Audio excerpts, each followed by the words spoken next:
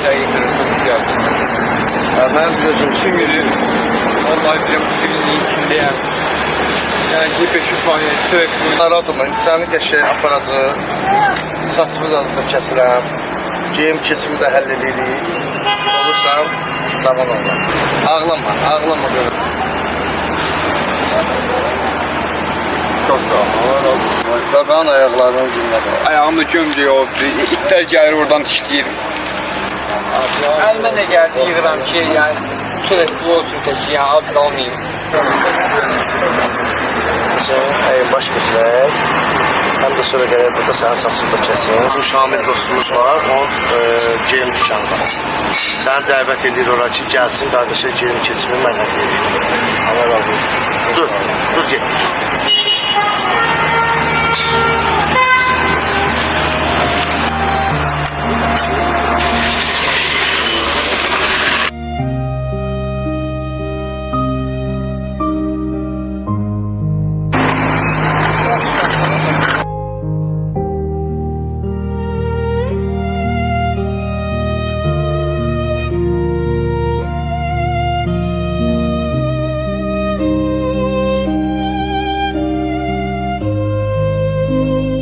Çok sağ ol. Allah razı olsun. Allah səndən də razı olsun. Allah minəvəcək biz. Ağlama.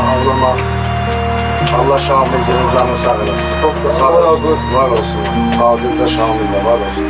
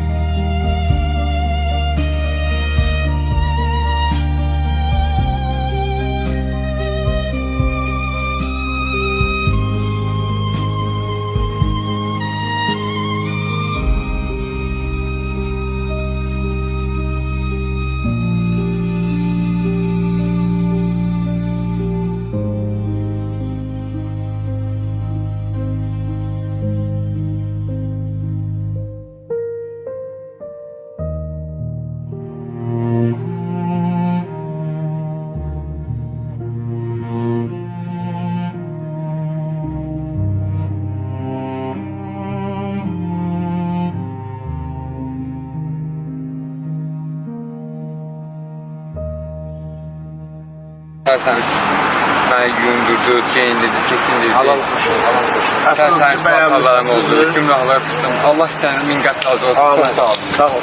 Sağ ol. Ağlama. Her zaman sen cevap vereceğim. Çok da Allah razı olsun. Sağ ol.